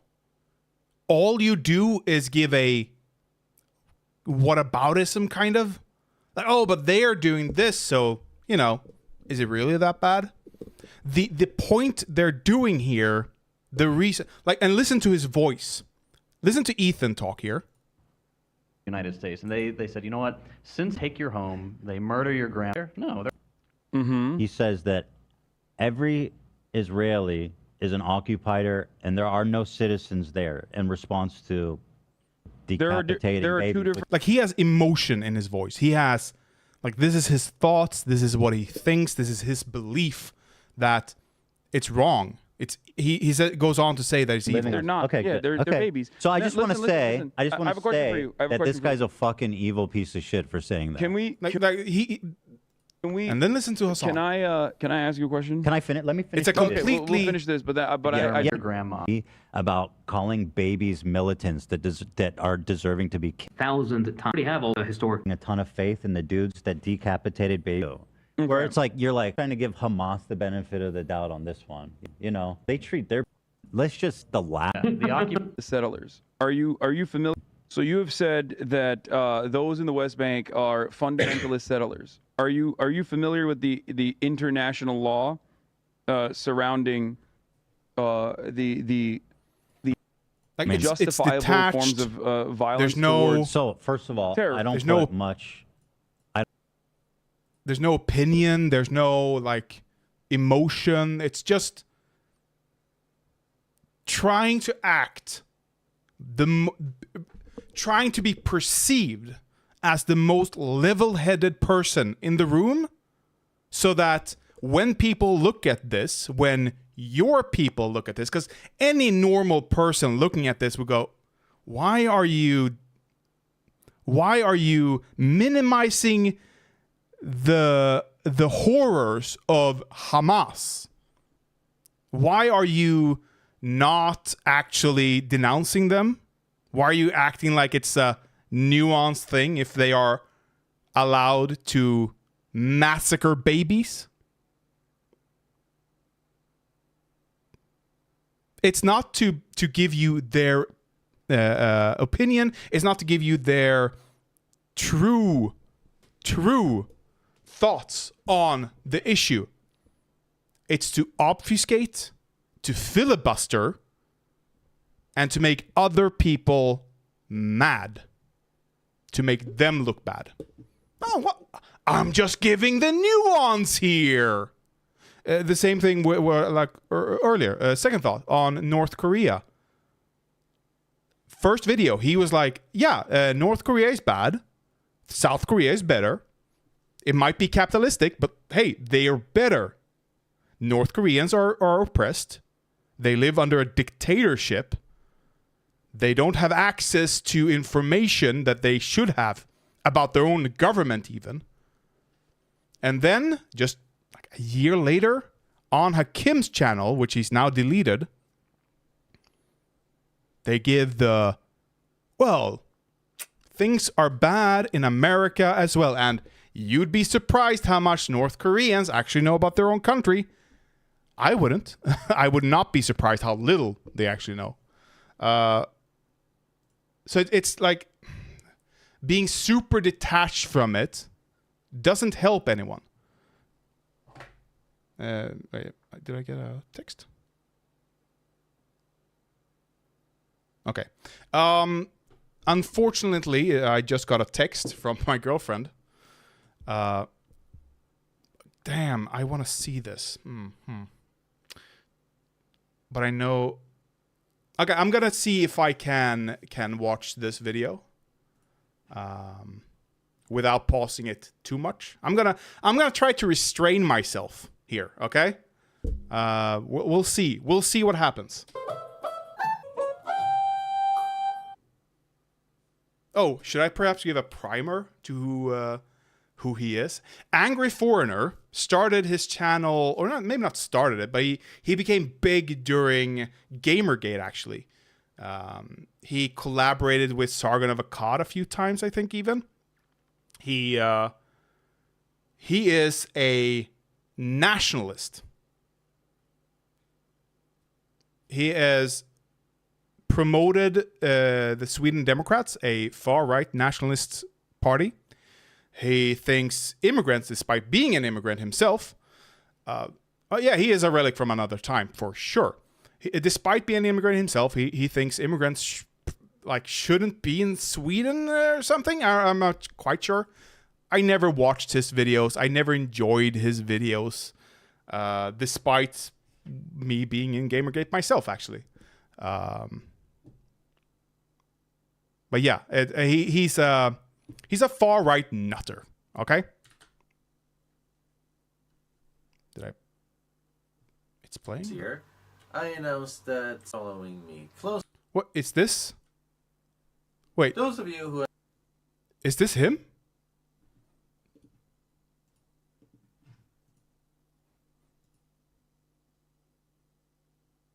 A book release. He's got a book release. Oh my god. Okay. Have been following me closely know that earlier this year, I announced that this is going to be my last year of YouTube. I'm not going to do this anymore, and it's time to retire. However, I haven't really been fully transparent about why that is and why I'm basically being forced to quit. When I think about it, there is a way to... I remember him being more charismatic than this. He looks he looks unironically evil here. Like, this is an evil face. He's, like, the pose, the everything. Why? To turn it all around, and I'd like your full attention for the remainder of this video to hear this whole story and the scoop I got here. Some of you may remember the alert, my channel is about to die, please help me Patreon video I did over a year ago, where I basically explained that I need more support from my audience, or this whole channel just needs to kind of cease to exist. This is embarrassing. I gave my... Okay, I need to. Social Blade.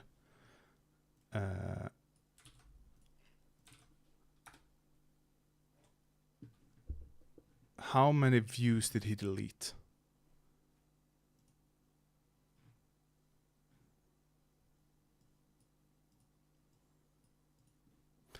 He didn't make money here. He hardly got any views at all. From 207k followers, all dead, probably.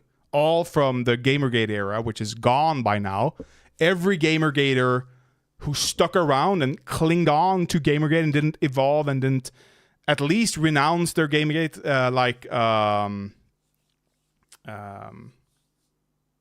what's his name? the fuck is his name? Hunter Avalon. Like every one of them have just died down, gone, except for Sargon of Akkad. But he has moved on to complete nutter nationalism, despite claiming to be a social democrat at the start of his career. But yeah, this is not good. Asking for, like, demanding of your audience, upon which 12,000 people, that much, it's too much. It's predatory. Do you want to see me continue doing this? If so, please vote with your wallet. And many people did. I got a lot more support on Patreon, tons of followers that started streaming there, and then I got banned. They didn't want him. Support from my community. And then when I got banned, I'm just gonna it, and all those enjoy people this. just disappeared. None of them went to my other donation sites where you can support me just as easily, mind you. If not, I mean, Subscribestar is a great option, so is Ko-Fi, so is Gumroad. I mean, these are websites that take a smaller cut so that the creator can get more, so that the most of your money goes to the person you want to support. Way more. I had a podcast with on board gaming with a friend. We ran it for a few years. Eventually, during COVID, it got hard to do it. We lost steam. We gave up. And whatever. We had a Patreon. We got a few donations there. We asked, if you like our show, donate to Patreon. You won't get anything for it. We're not going to do anything extra. But if you like the content, please donate. Like, just to pay for the server and stuff like that, domain upkeep. You know, this is way too much. And probably, what I'm guessing, they weren't happy with the content he was doing on Patreon. So when he moved over to another site, they're like, who cares? I'm not interested anymore. It's not interesting. The Patreon. And for some reason, all of those new supporters just vanished into thin air and didn't want to manifest anywhere else. So basically, I was left butt fucked. Now this happened. Okay, this is a Oh God, I shouldn't. This is a 207K follower channel. What the fuck is this production value? What is this? What is this lighting? What is this camera? What is the he's doing it in 1080. Oh, he has enhanced bitrate. Oof. Well, this is like, he might be recording in 1080p, or he might post in 1080p. He's not recording in 1080p here. He's recording at best in 720, if not, yeah. I'm gonna say this is 720p recording, which is upscaled to 1080. It's horrible to think you'd have 207K followers and not upgrade your equipment at some point to make it more pleasing to the viewer. Maybe a better camera. Maybe take a voice class class, so that you don't sound like me and you talk like this. Many people. That's all I hear. Listen. Basically, I was left butt fucked. Now this happened, like I said. I think I subscribed to his channel on some inactive account. Yeah, you're probably a part of that. I was subscribed to him at some point, but I unsubscribed quite quickly. Over a year ago. A year ago in spring. What is this? Why is he? Why is he so obviously evil? Worse off financially than I. But it's okay. I know exactly what it reminds me of. I'm not gonna show you. I can actually. Why did I do this? Why am I stupid about it?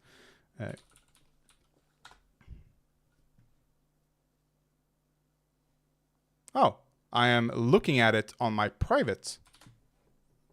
But I closed this window specifically for this. Why did it? 234. 234.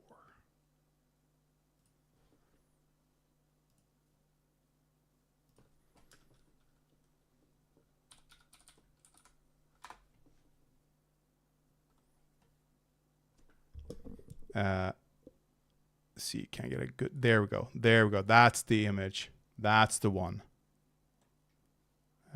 Open image. Or I can actually copy the link. Here. This is who he is. Tell me this isn't the same person. Tell me it's not the same person. Come.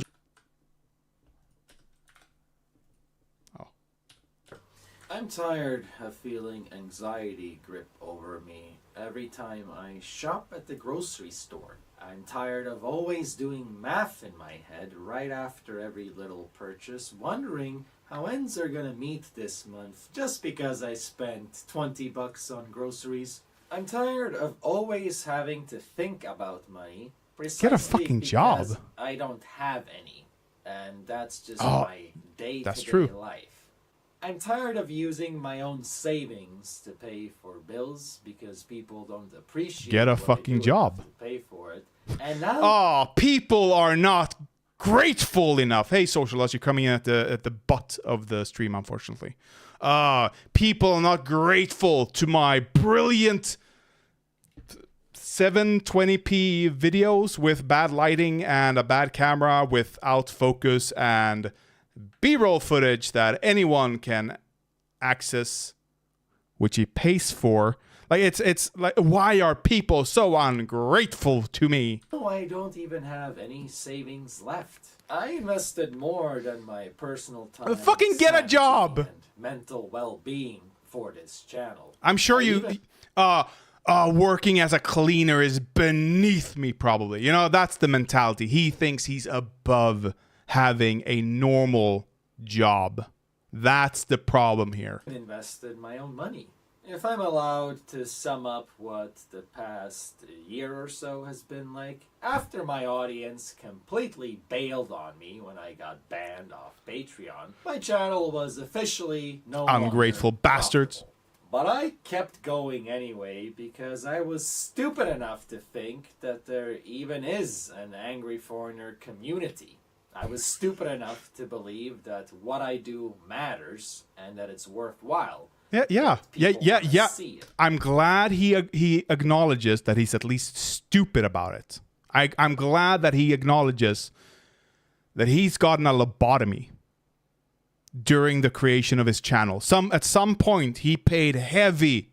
He paid a lot of. That's where the funds have gone. That's why he doesn't have any savings left, because he got the high-end lobotomy. I was thinking maybe this is all just a fluke, and maybe things will turn around eventually. I mean, after all, the entire audience was notified about my financial problems, and then they were notified about the Patreon ban, and yet nothing has happened, but I'll keep my chin up and stay positive, There's nothing better, you know? There's nothing an audience enjoys more than just having their favorite YouTuber complain about their financial situation and demand more money. You know, that's what every fan wants to hear from their favorite YouTuber. One day my audience will care about me as much as I care about them. Yeah, I was stupid, all right. Stupid enough to sacrifice myself for a bunch of strangers claiming to love my content and have appreciation for me. But all that ended up happening is I ended up using my own money to keep the channel going, covering for losses with my personal savings. What did you pay for? Savings to make up for lack in revenue, and When he's saying he put money out of his pocket, he's saying, I didn't get a job to cover my rent. That's the expense, because the expense isn't the production of the video, right? Yeah, you don't have a right to live off YouTube. It's a privilege if you can manage. I am extremely privileged to have people in my feed, in my chat, when I stream, with 135 subscribers. That is extremely rare, and I am immensely grateful for that. This dude is just a privileged little shit. I even got a second job, a full-time job, actually, Oh. at a factory, while trying to maintain regular uploads. It worked for a few months, but then I realized that having 2 full-time jobs at once and trying to get a book finished in the middle of it all is simply far too much. Yeah. Most people don't work that hard for a reason, and they especially What? don't work there hard when one of those jobs. You're giving me how to save Angry Foreigner channel, not the Angry Foreigner channel, just save Angry Foreigner channel. When you're saying you're quitting, doesn't even pay a basic minimum wage. And I'm tired of being the only guy with the balls to say it's not a certain full-time things job out if you're not loud getting in paid. public, and not even having my own audience. Oh my god! And I can even we're gonna do some behind the scenes here. Can I? Yeah. Okay. Look at his audio levels here. Look at my audio levels. Look at they are going up and down. Left and right is equal. Speaking Look of at which, I have really only declared my book release.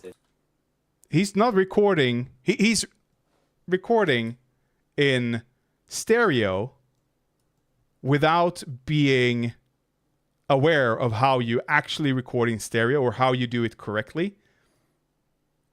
And thank you. And then he's not mixing it correctly. What he should have done, because it's not a movie, it's not a TV series. This is not a hard thing to realize. This is YouTube.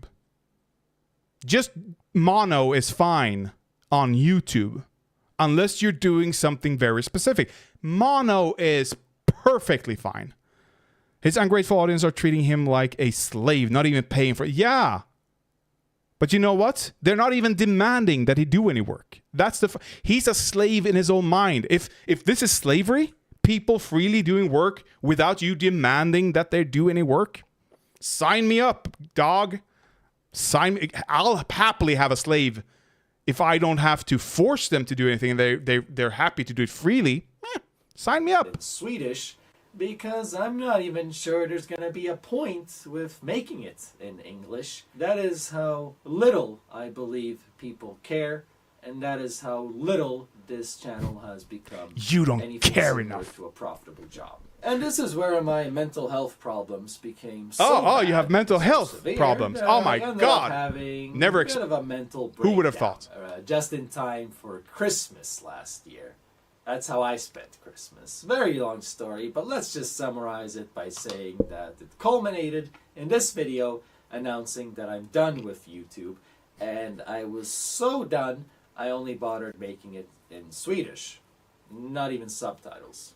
Because that's how convinced I am that nobody cares now. Since I You're released right. that Patreon call for help, But also- video, my audience bailed Why are you? Why?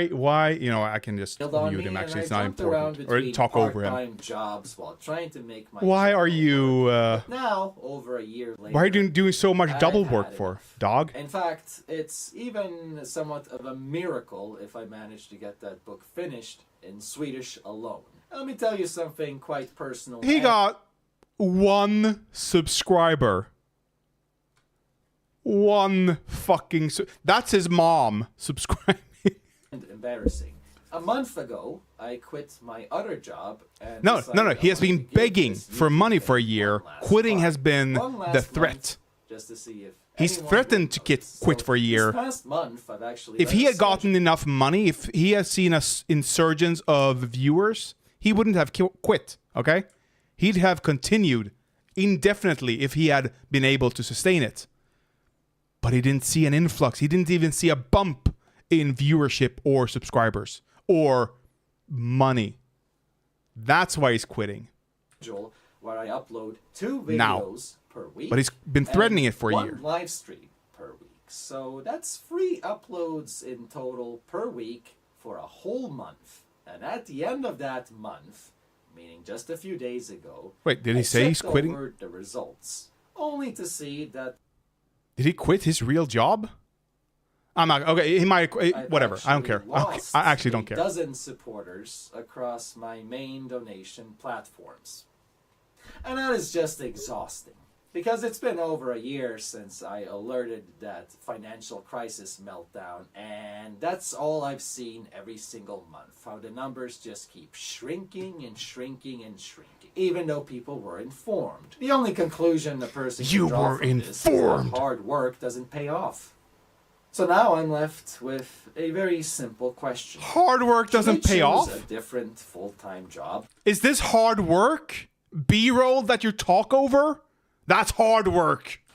I can't have my focus splintered and all my potential invested in something that doesn't pay off. So now I have to ask you directly. And remember, he was lucky during Gamergate. There was an unprecedented cult mentality where people just subscribe to every channel, you know? Once they did like one good video, like one video hit the stream, one video that just popped off, everyone in Gamergate just subscribed. But if you do not sustain that level of production value, if you don't sustain that level of knowledge or of value given to the viewer, they're not going to continue watching. And he has been chasing that dragon for years now. Work has to be wanted for it to be paid off. Yeah. Like, that's one of the reasons why I haven't been pushing my content that hard. Like, I've produced it, but I haven't been pushing it because I know if people find my channel too early, they're going to write me off, and then they're going to see me in the future, and they're not going to subscribe then. They're not going to invest then because you're going, oh, I remember that guy. He wasn't entertaining, you know? It's like, it has to be built over time. It has to be built in a sustainable manner where the audience I cultivate, because a few streams ago when I got the trolls coming in here, the IDF trolls, like I didn't dance for them. I told them to go fuck themselves, even though there were more viewers now. I told them to go fuck themselves because I don't want that audience. If I have to dance like a monkey to them, like Angry Foreigner is doing or has been doing, it's not going to be fun. It's not going to be enjoyable. It's not going to be sustainable. He looked into a fall and deluded himself into thinking it came from his own genius. Yeah. He overvalued his own input into everything. Go work at the factory, okay? That's fine, good enough. What's wrong with working in a factory? You can only leave your answer with your wallet. So I'm going to have to ask you directly. Can you at least be honest with me? I'm asking for a Wait, is he still asking for money? Simple thing here.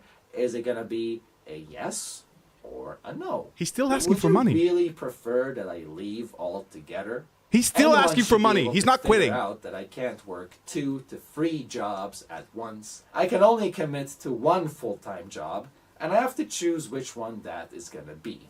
So, do you want me to be speaking publicly on YouTube? No, we don't. Obviously, we don't.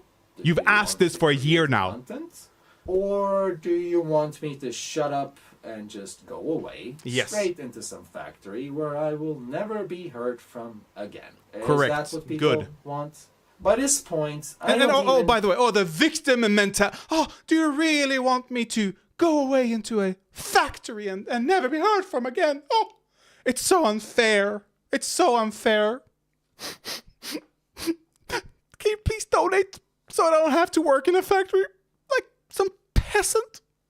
Like you have to? Like that's all I'm hearing. What your answer is, As long as you can just give it and stop lying to yourself and other Who's people lying? and tell me the truth. Who's Why lying should to I even be themselves? here? When I look at my legacy, when I look at Your everything legacy. I've accomplished on YouTube, my Nothing. audience, when I look at Nothing. the angry foreigner community, I don't feel anything other than shame and a sense of loss. Good. I don't have a community that I can be proud of. I have Good. a community that drains me.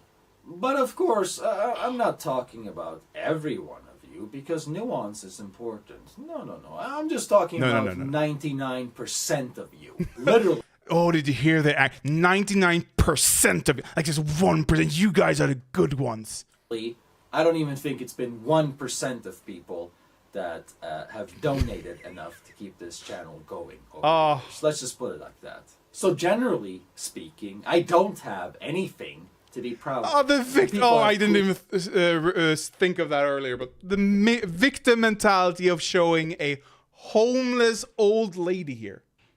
Now my girlfriend's coming home, so I'm gonna. It's not gonna get any better than this either way. This is just victim mentality. I'm gonna end it here. It is. Thank you for linking it to me. But what else is he really gonna say? He's not gonna quit here. He's gonna keep popping up because he is a narcissist. Obviously, he's had a victim. Oh, you don't donate enough to me. I have 207k subscribers, but only 1k of you actually donates money to me. 1k donating $1 is gonna be good enough, you know. It's not gonna sustain your entire lifestyle probably, but it's gonna be a good side gig, right? But that's like probably out of his entire career that he got 1k is 1k subscribers or donators. It's embarrassing. It's embarrassing. Go work in the factory. Enjoy the rest of your life in obscurity, and I'll look forward to the angry foreigner popping up again in the future. Okay. I'll see you guys next time. Friday, I think. I'll be streaming next time. Take care until then. I love you all. Bye bye.